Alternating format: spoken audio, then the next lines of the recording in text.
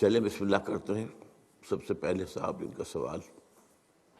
اصل میں میرے 3 کوشچن ہیں۔ پہلا کوشچن یہ ہے جی ایک ہی کر کے یہ جو 29 فروری 2004 میں آپ کا خطبہ ہے، اس میں آپ نے فرمایا تھا کہ پاکستان کیا ختم ہونے والا ہے اور کیا پاکستان کی الٹی گنتی شروع ہو گئی ہے، اور اس میں بھی آپ نے میرے سامنے آپ کی جو تحریر ہے کہ اس وقت انتہائی مایوسی تھی،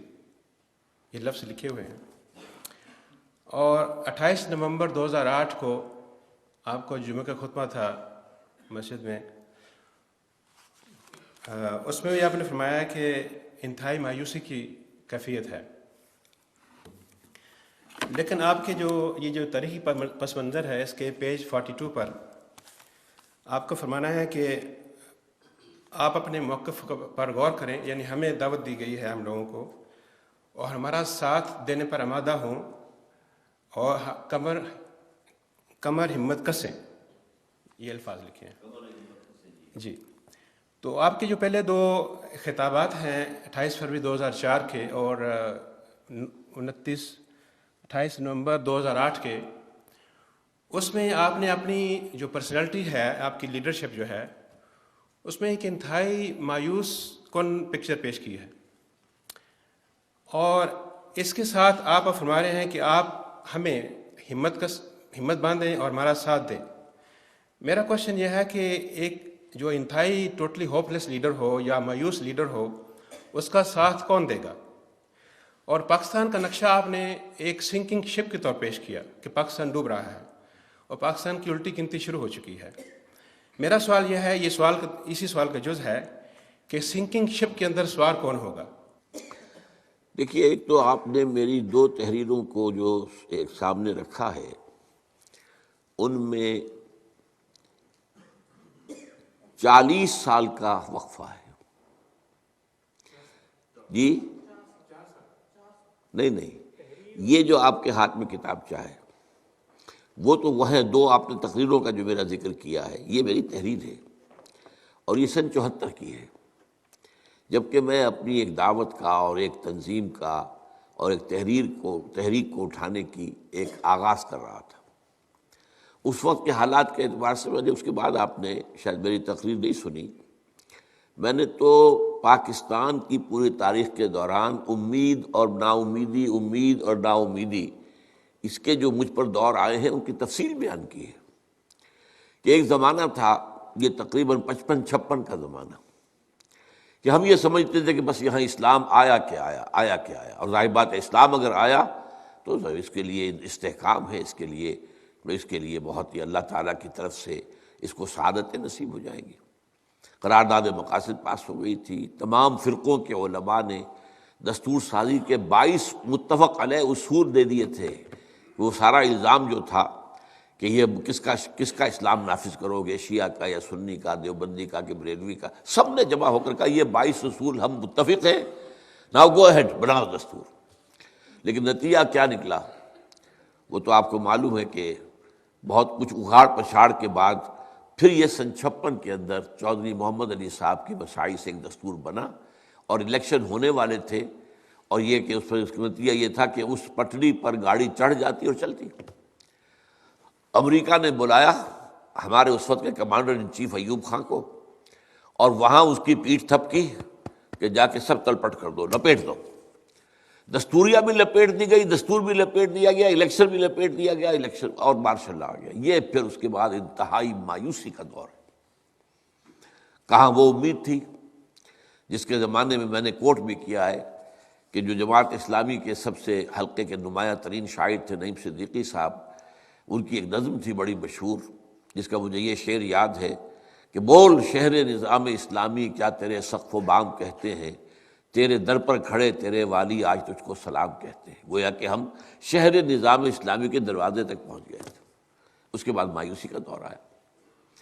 اس کے بعد پھر مجھ پہ تھوڑی سی امید اور دھوکہ ثابت ہوا بہت جلد، وہ ضیاء الحق کے حوالے سے ہوئی تھی کہ شاید کیا جب اللہ تعالیٰ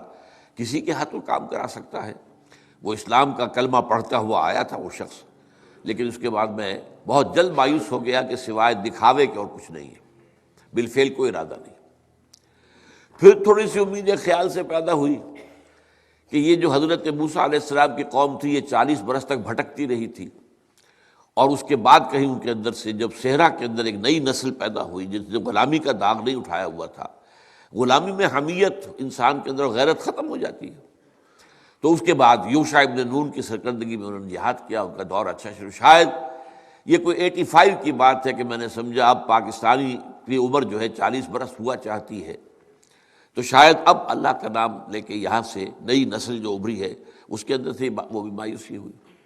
تو یہ امید اور مایوسی اور امید اور مایوسی کے مختلف ادوار مجھ پر آئے ہیں۔ پھر ایک امید ہو گئی تھی، اس 97 کے الیکشن کے بعد آپ کو معلوم ہے 2/3 اکثریت جو ہے وہ یہ جو ہے شریف فیملی کو حاصل ہو گئی، اور شریف فیملی جو ہے اس معنی میں کہ کم سے کم مذہبی فیملی ہے، نماز روزہ یہ جو حج وغیرہ یہ اس کا معاملہ، اور ایک بڑا ان کے ہاں جو ہمارا خاندانی نظام ہے اس کا نقشہ آپ کو ملتا ہے۔ باپ کے سامنے یہ بیٹے جو ہے چوں نہیں کرتے تھے، بولتے نہیں تھے،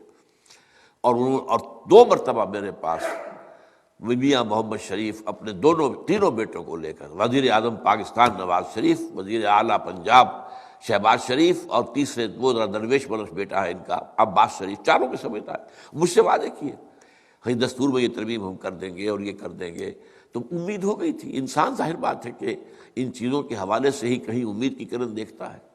اس کے بعد شدید مایوسی ان سے بھی ہوئی۔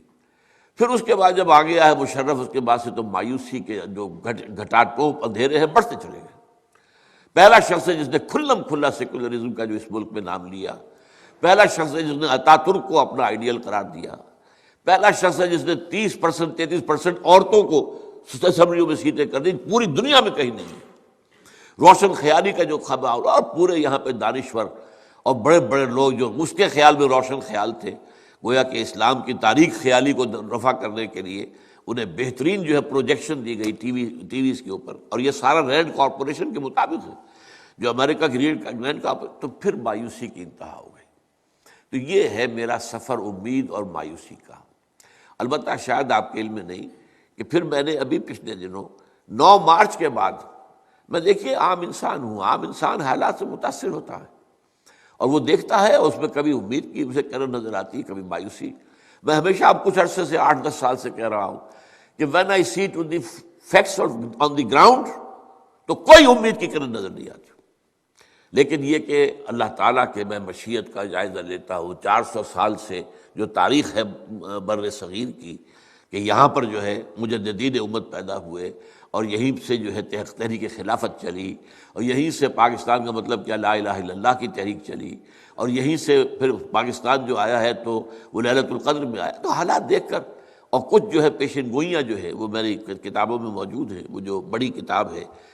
سابق اور موجودہ مسلمان امتوں کا ماضی حال اور مستقبل، اس میں آپ مطالعہ کر سکتے ہیں کہ پھر میں نے کہا تھا کہ 9 مارچ سن 7 کو جو سٹینڈ لیا ہے افتخار چودھری نے، اور پھر اچانک بولڈ فرام دی بلو،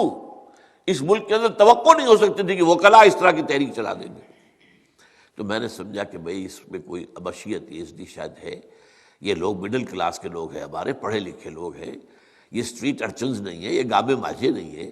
یہ ایسے لوگ نہیں ہیں جو کسی بہت بڑے مولوی خطیب قسم کے مولوی کا جوش دلانے پر نکل آئے ہو وقتی طور پر، اور پھر جس طرح انہوں نے سسٹین کیا اس موومنٹ کو۔ تو مجھے پھر کچھ اس مایوسی کے اندھیاروں میں کچھ کمی ہوئی، زیادہ نہیں۔ اور یہ صورتحال جو ہے 18 فروری کے الیکشن کے موقع پر مجھے شدید خطرہ تھا کہ شاید اب جو ہے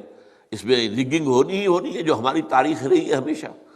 اور اس کے بعد یہ ہے کہ یہاں پر تحریک تو پہلے ہی چل رہی ہے وکلاء کی، اس میں تو گویا کہ صرف جلتی آگ پر تیل ڈالنے کی بات ہی ہے۔ تو یہاں فساد ہوگا، دنگا ہوگا، بدامنی ہوگی، may be a civil war,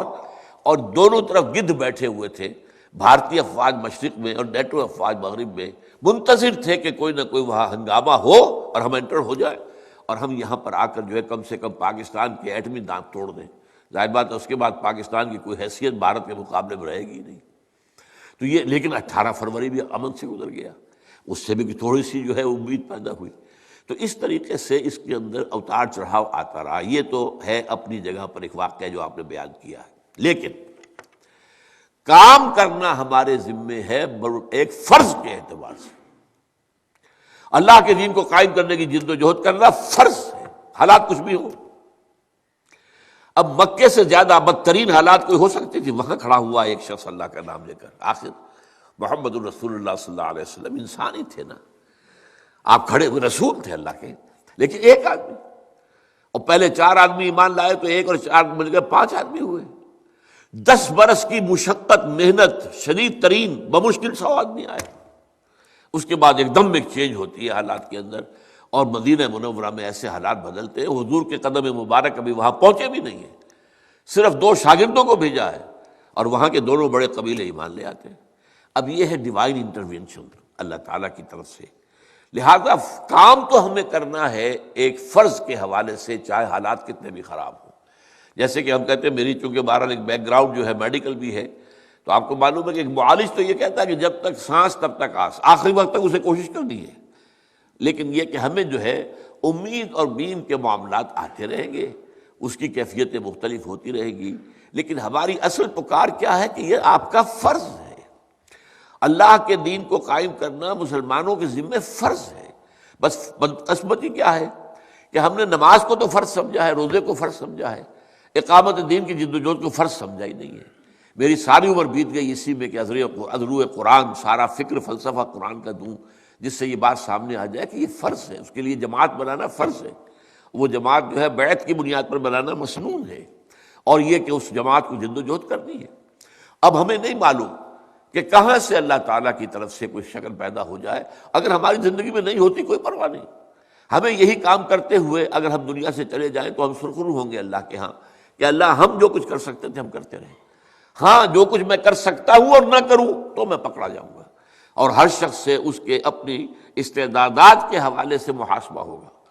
لا یکلف اللہ نفسا الا وسعها، جس کو جتنی استعداد دی ہے، جس کو جتنے حالات بہتر دیے ہیں، موافق دیے ہیں، جس کے لیے زندگی میں آسودگی ہے۔ ایک تو وہ شخص ہے بیچارہ کہ 2 وقت کی روٹی کے لیے صبح سے لے کر رات تک اس کو کمر توڑ دینے والی محنت کرنی پڑتی ہے، اس سے ہم کیا توقع رکھیں؟ وہ کیا رات کو کھڑا ہوگا اللہ کے حضور میں، کیسے ممکن ہے؟ اور کہاں اللہ سے لو لگائے گا؟ تجھ سے بھی دل فریب ہے غم روزگار کے، تو یہ سوال سے، لیکن جن کو اللہ نے آسودگی عطا کی ہو ان پر تو زیادہ ذمہ داری ہو جائے گی کہ وہ کام کریں۔ تو اس ذمہ داری کے احساس سے ہمیں کام کرنا ہے۔ البتہ اس میں یہ کہ ایک امید کا نقشہ جو میرے سامنے رہا ہے، اب بھی میں کہتا رہا ہوں ہمیشہ کہ اب بھی مجھے جب میں فیکٹس آن دی گراؤنڈ دیکھتا ہوں تو مایوسی ہوتی ہے، لیکن پھر میں اپنا صغرا کبرا درست کرتا ہوں، 400 سال کی تاریخ کے لینڈ مارکس کو پھر یاد کرتا ہوں، احادیث میں پیشن گوئیاں جو ہیں ان کو دوبارہ یاد کرتا ہوں۔ تو یہ جو ہے اس کے حوالے سے میں پھر اپنی اس امید کے دامن کو پکڑنے کی کوشش کرتا ہوں۔ تو یہ ہے میری کیفیت، اور اس میں جو میری دعوت ہے وہ یہ ہے کہ میں آپ کو آپ کا فرض یاد دلا رہا ہوں۔ میں آپ سے اپنے لیے کچھ نہیں مانگ رہا، میں کہتا ہوں آپ کا فرض ہے، آپ کے اللہ کے ہاں جواب نہیں ہوگی، آپ اس کے لیے جد و جہد کریں، اور اس کے لیے جماعت لازم ہے، جماعت تلاش کریں، جو جماعت آپ کو جس پر دل تھک جائے، مطمئن ہو جائے، اس میں شامل ہو جائیں۔ لیکن اگر آپ کسی بھی ایسی جماعت میں شامل نہیں ہیں جو اللہ کے دین کو قائم کرنے کی جد و جہد کر رہی ہو، اور آپ اس جد و جہد سے خالی ہیں، تو آپ اللہ کے یہاں پکڑے جائیں۔